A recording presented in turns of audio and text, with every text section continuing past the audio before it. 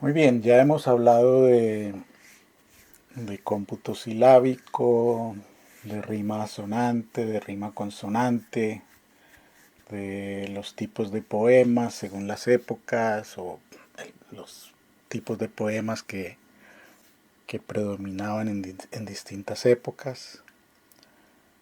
Eh, Hemos hablado del lenguaje literario, las figuras lógicas, las figuras retóricas, los tropos, etcétera.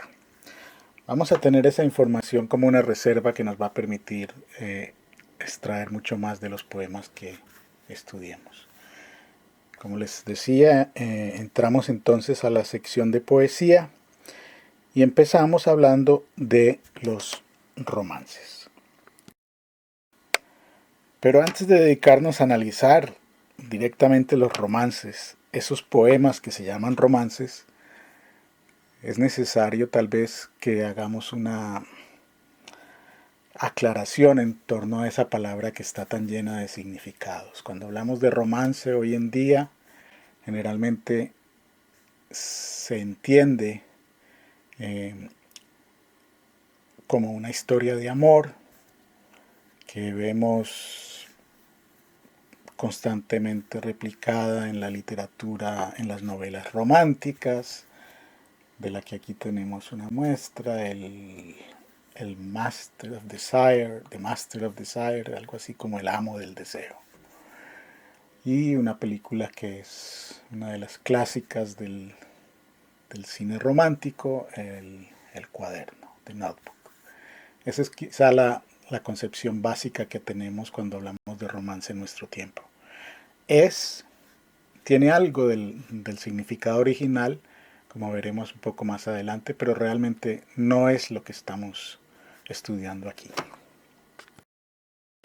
La palabra romance realmente tiene otro origen, se deriva de la palabra Roma eh, y la aplicamos cuando hablamos de las lenguas romances. Aquí a la izquierda vemos el mapa del Imperio Romano en su momento de máximo apogeo. Noten que ocupa casi toda Europa, el norte de África, el Oriente Medio e incluso buena parte de Inglaterra. Bueno, ese fue el momento de máxima extensión del Imperio Romano, pero realmente su influencia podría decirse que se concentra en Europa.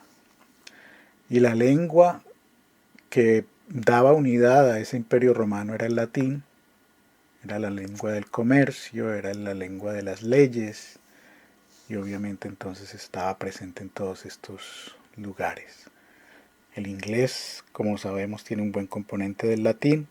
Casi todos sus términos asociados con la literatura, con el arte, con la cultura, con la alta cultura y toda su terminología legal, política, viene del latín. Pero si nos concentramos en Europa, nos damos cuenta que ese latín, tras la caída del Imperio Romano, alrededor del siglo IV y V, ese latín empieza a evolucionar de manera aislada en distintas regiones. Al perderse la unidad del imperio, estas regiones de algún modo se aíslan y ese latín, a través de varias generaciones, evoluciona de manera diferente. Entonces, lo que hoy conocemos como lenguas romances realmente son derivados del latín que prosperaron en distintas regiones. Aquí en este mapa se habla de español, si vemos esa sección amarilla, pero realmente eso que llamamos español es una de las tantas lenguas que se derivaron del latín en lo que hoy es España. Es la lengua castellana, el castellano, y ese castellano finalmente se ha identificado como español porque fue la lengua de la conquista. Entonces se habla de español, pero realmente es el castellano. En España también encontraríamos el gallego, el asturiano, el catalán. Bueno, ese espacio en blanco al norte de España es una lengua muy interesante, muy misteriosa, que es el euskera en el País Vasco. No tiene nada que ver con las lenguas romances y es realmente un misterio cuál es su origen. También el portugués es una lengua romance, y bueno, el occitano, el provenzal, que no están, aquí hay otras regiones pequeñas que no están incluidas, el francés, el italiano, el retorromano, el rumano, y bueno, aquí tenemos otras lenguas que perduraron ya un poco en territorio de Asia. Esas son entonces las lenguas romances derivadas del latín. Pero cuando aquí hablamos de romances, hablamos realmente de un tipo particular de poesía. Esta es la definición básica y es muy similar a la definición que encontramos en el libro. Es un tipo de poema característico de la tradición literaria española, ibérica, hispanoamericana, compuesto usando la combinación métrica de ese mismo nombre del romance, que es versos octosílabos rimados de manera sonante en los versos pares. Ya lo veremos con los ejemplos. Ya lo habíamos mencionado en nuestra introducción a esta sección sobre la poesía. No, los romances no tienen estrofas, pueden extenderse infinitamente y todavía existen, todavía los podemos ver en algunas manifestaciones artísticas, en la música. Muchas de las canciones que escuchamos realmente son romances, tienen versos de 8 sílabas y la rima está en los versos pares. Escuchen música llanera, escuchen la trova, por ejemplo, que se conoce en algunas regiones de Colombia. Todos esos son romances, versos de 8 sílabas, rima en los versos pares. Un par de detalles adicionales sobre la palabra romance. Hay otro concepto que es muy utilizado por un autor que para mí es muy querido, es Chesterton, un escritor inglés. Él hace un paralelo entre el romance y la vida. La vida realmente es fascinante, es excitante, está llena de riqueza porque es un romance. Y Chesterton básicamente dice que ese valor, esa riqueza de la vida está representada por la leyenda de San Jorge y el dragón, donde básicamente todos vivimos aventuras en las cuales tenemos que enfrentar dragones para poder alcanzar el amor. Y eso lo usa para hablar de ciertas tradiciones literarias, incluso de ciertas tradiciones religiosas. La vida como romance es una aventura donde vencemos dragones para alcanzar el amor. Otro sentido en el cual se utiliza la palabra romance es más bien como una terminología literaria. No tanto en la literatura en español, pero si ustedes observan la literatura en inglés, se hace una diferencia entre lo que se considera un romance y una novela. Por ejemplo, un romance, aquí tenemos La casa de los siete tejados de Hawthorne, y una novela sería Las uvas de la ira de John Steinbeck. ¿Cuál sería la diferencia entre romance y novela?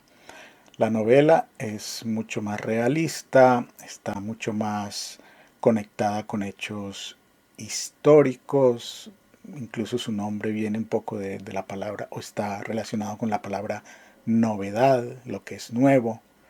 Y entonces cuando hablamos de novela estamos hablando de una obra literaria extensa que tiene una intención de carácter realista, que intenta representar la realidad de manera realista.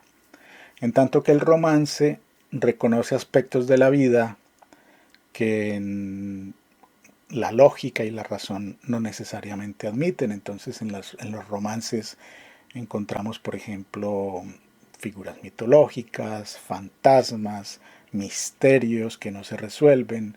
Es decir, en el romance hay una intención de incluir dentro del relato aspectos de la realidad que no necesariamente aparecen en las novelas de tipo realista.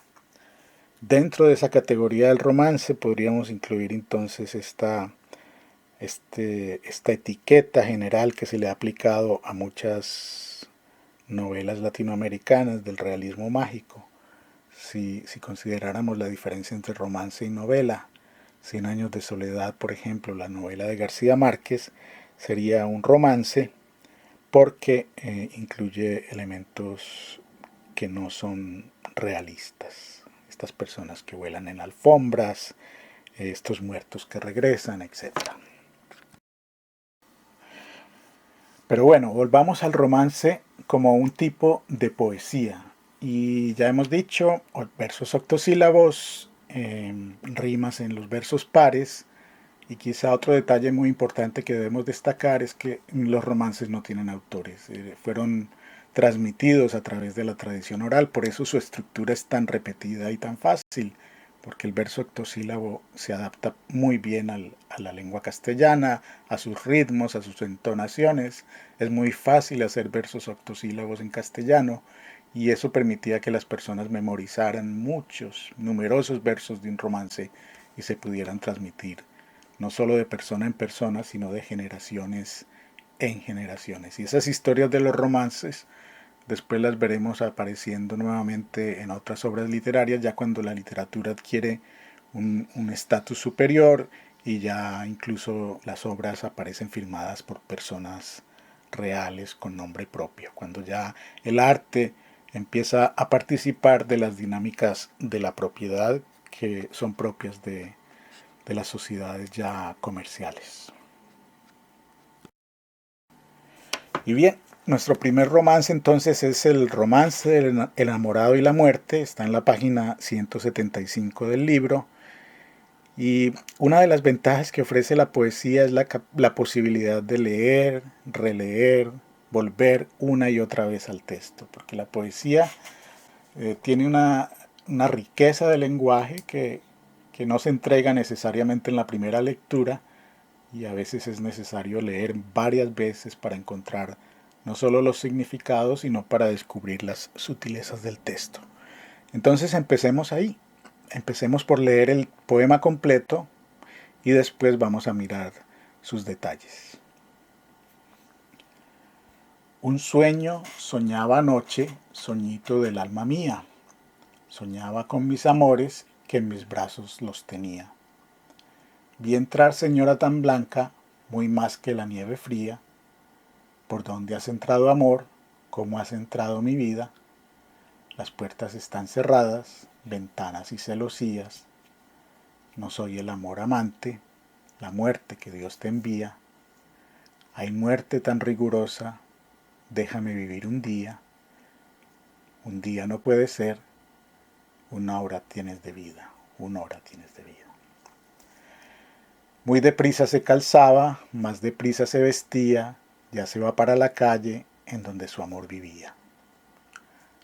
Ábreme la puerta blanca, ábreme la puerta niña. ¿Cómo te podré yo abrir si la ocasión no es venida? Mi padre no fue al palacio, mi madre no está dormida. Si no me abres esta noche ya no me abrirás, querida. La muerte me está buscando, junto a ti vida sería. Vete bajo la ventana donde labraba y cosía, te echaré cordón de seda para que subas arriba, y si el cordón no alcanzare, mis trenzas añadiría. La fina seda se rompe, la muerte que allí venía, vamos el enamorado, que la hora ya está cumplida. Bien, empecemos por lo formal. Aquí gráficamente el romance está poniendo en una sola línea realmente dos versos. Noten que hay una especie de separación en la mitad de cada línea. Hemos puesto así dos versos en cada línea. Y noten que así se nota mucho más claramente la rima. Miren que al final de la primera línea la palabra es mía, de la segunda es tenía, de la tercera es fría, de la cuarta es vida, celosías, envía, día, etc. Y continúa todo el poema con esa misma rima. Noten que es rima asonante porque en algunos casos solamente están las vocales, fría por ejemplo, tercera línea, y vida, cuarta línea. Se repiten las vocales con el mismo acento en la I y una A al final, pero en algunos casos hay una una consonante en medio de ellas. Noten al final, por ejemplo, bueno, aquí está un poco distribuido como estrofas, pero realmente el romance no tiene estrofas. Pero en la línea que dice, ábreme la puerta blanca, ábreme la puerta niña, otra vez están las vocales I, A, pero en ese caso la consonante que hay es la letra ñ. Entonces, rima consonante. Ahora miremos esos versos de 8 líneas. No hay que hacerlos todos, pero si contamos los golpes de sonido de algunos de ellos, veremos claramente las 8 sílabas. Un sueño soñaba noche, 8 sílabas. Soñito del alma mía, 8 sílabas. Soñaba con mis amores, 8 sílabas, que en mis brazos los tenía, 8 sílabas. Y así sucesivamente. Eso está muy claro, entonces no hay que dedicarle más tiempo a la parte formal.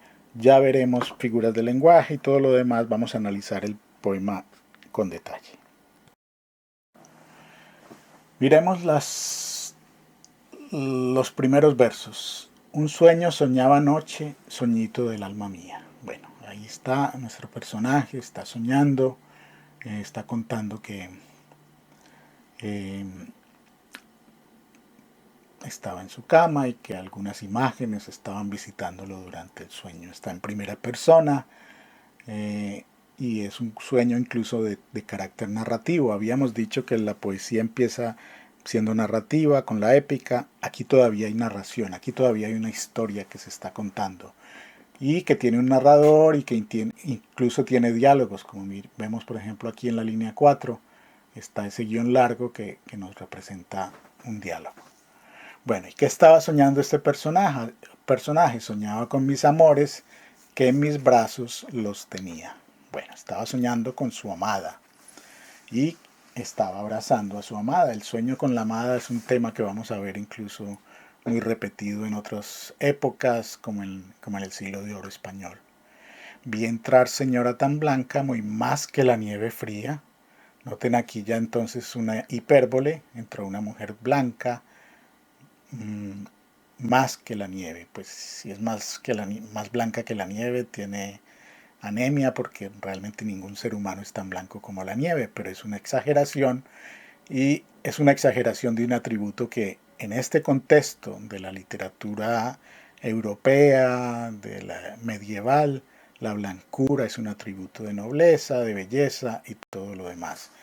Recuerden que en esa época hay en España una invasión árabe de los moros, los morenos, y la blancura como belleza entonces también es una ratificación de ciertos valores culturales. Y aquí viene el diálogo, porque piensa que está con su amada. ¿Por dónde has entrado, amor? ¿Cómo has entrado mi vida? Si uno está solo en su cama y de pronto ve a su amada o a su amado, pues obviamente le puede sorprender. Noten que ahí está ese otro tema y es que cuando soñamos no sabemos que estamos soñando, pensamos que estamos en la realidad. Dice, ¿por dónde has entrado, amor? ¿Cómo has entrado mi vida? Las puertas están cerradas, ventanas y celosías. Y la respuesta no es muy alentadora, porque esa mujer blanca resulta que no es una mujer blanca, es otra cosa. Dice, no soy el amor amante, hay una línea de diálogo, la muerte que Dios te envía. Noten la palabra mayúscula, la palabra muerte entonces, en este caso, está siendo personificada. Eso es lo que llamamos alegoría. La muerte, que es un concepto abstracto, se convierte en un personaje. Es curioso notar que en inglés la muerte es un hombre, es el Reaper que vemos en esta fotografía, pero en español la muerte es una mujer, es femenino.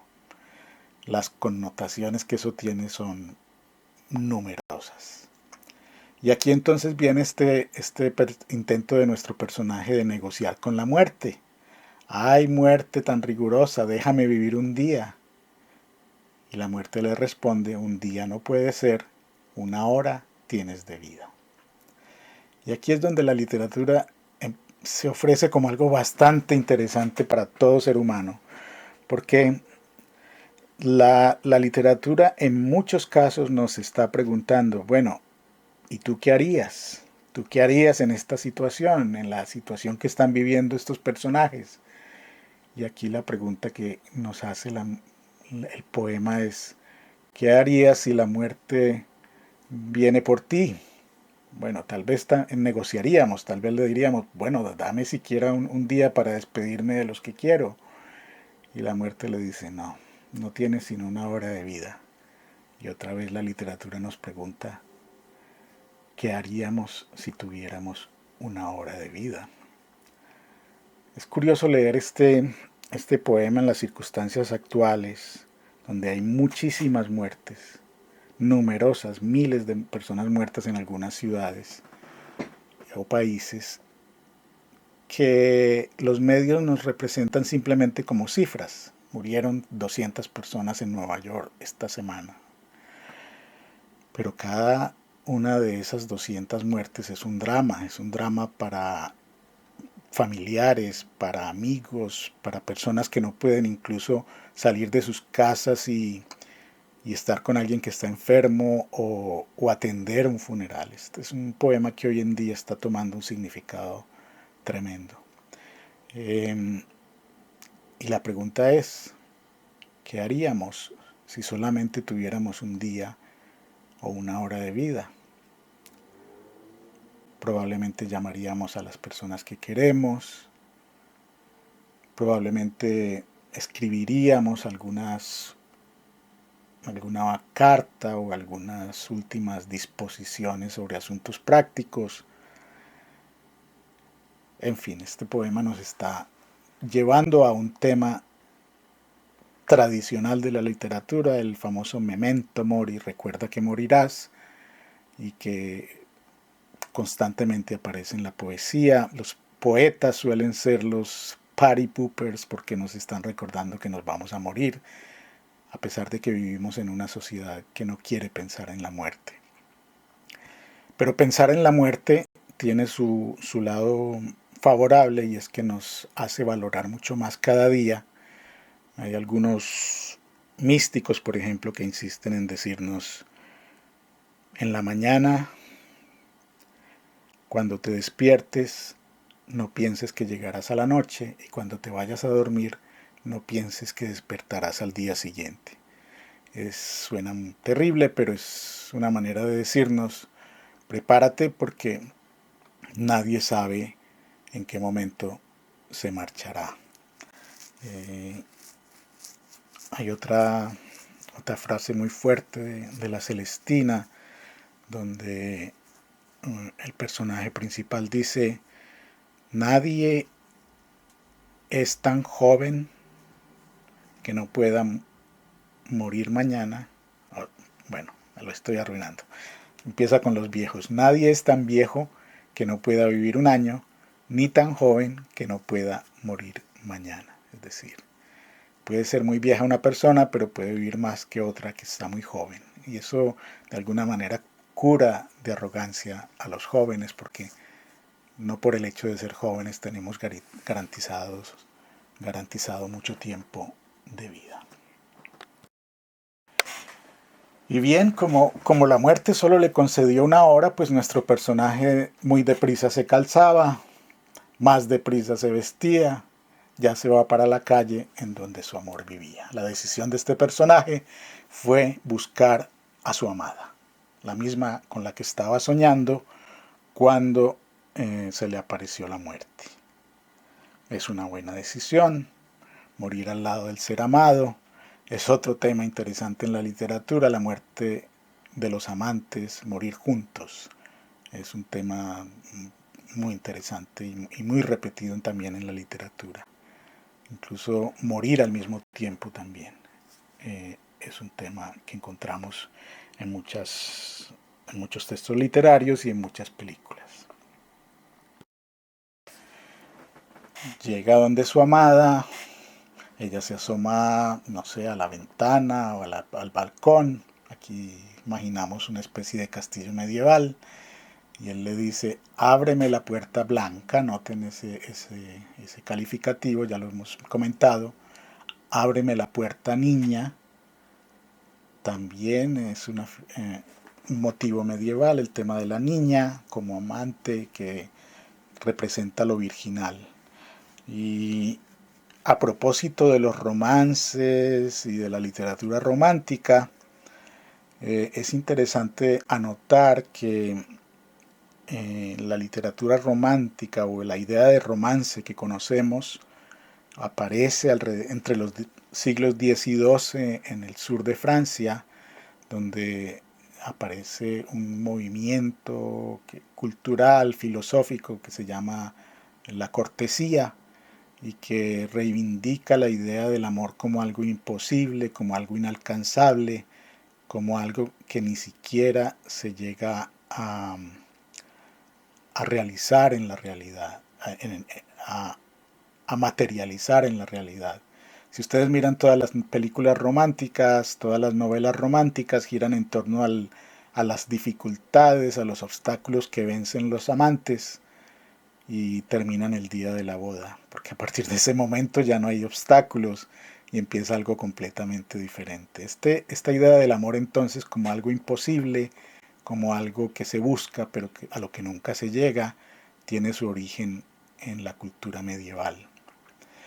Y entonces él le dice que le abra la puerta, pero ella no le quiere abrir la puerta, o por lo menos no quiere desobedecer la autoridad de su familia, y le dice, ¿cómo te podré yo abrir si la ocasión no es venida? Bueno, no se han casado, no hay esa legitimidad del encuentro, pero además, suponiendo que ella quisiera darle paso a él y dejarlo entrar, la familia todavía no se ha retirado. Mi padre no fue al palacio, la palabra palacio tiene origen árabe y es como una especie de sala de recreo dentro del hogar de las personas.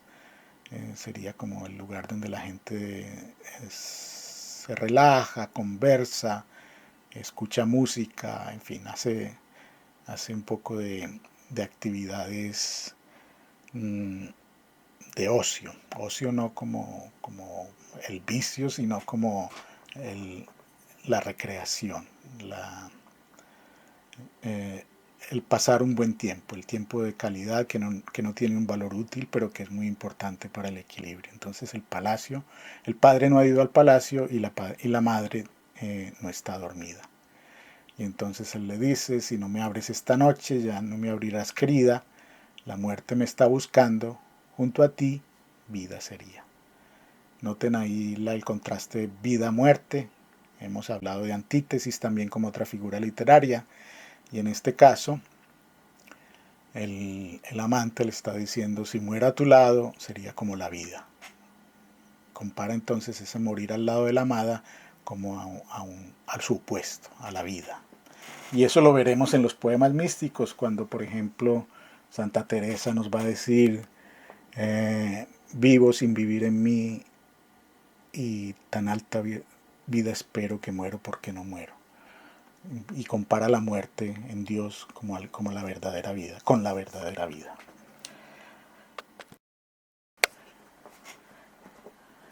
Entonces la amada finalmente accede a que él la acompañe o que esté a su lado y le dice, vete bajo la ventana donde labraba y cosía, te echaré cordón de seda para que subas arriba, y si el cordón no alcanzare, mis trenzas añadiría.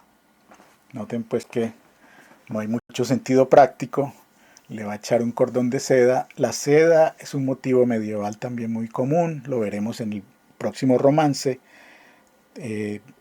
Es la época en la cual Europa y China están apenas estableciendo una comunicación y un comercio.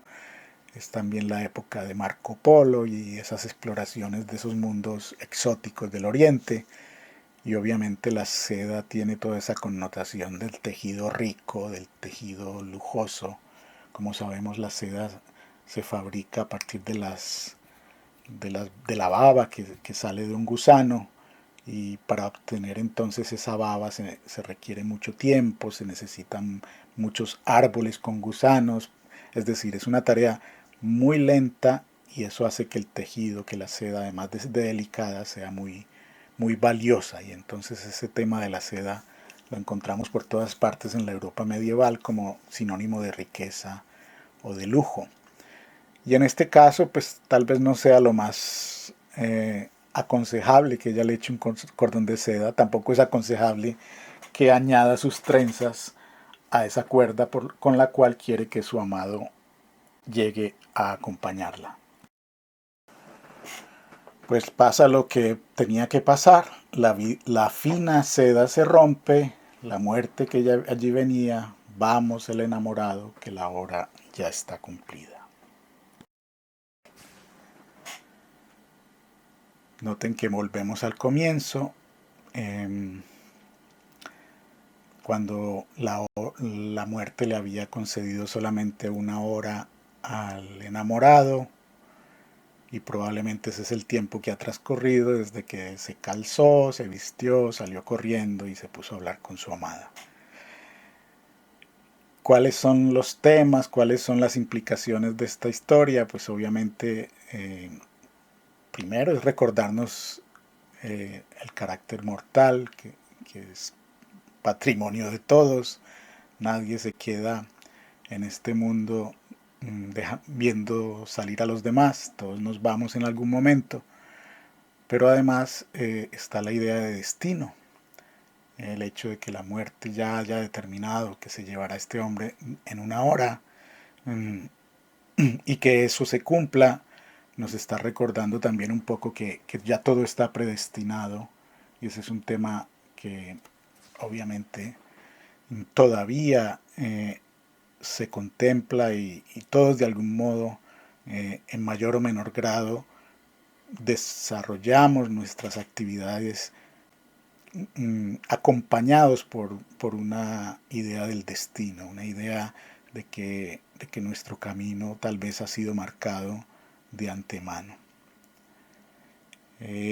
La pregunta que nos haríamos es, ¿qué pasa si el amante se queda en la cama en lugar de salir corriendo? Buena pregunta, tal vez habría muerto de otra manera. Bueno, ese es nuestro primer romance y si lo miramos en conjunto, pues obviamente hay muchas cosas más que podemos analizar. Bien, como tarea entonces vamos a responder las preguntas del cuestionario de la página 175 y lean el romance de la página siguiente. Vamos a analizarlo en el próximo video.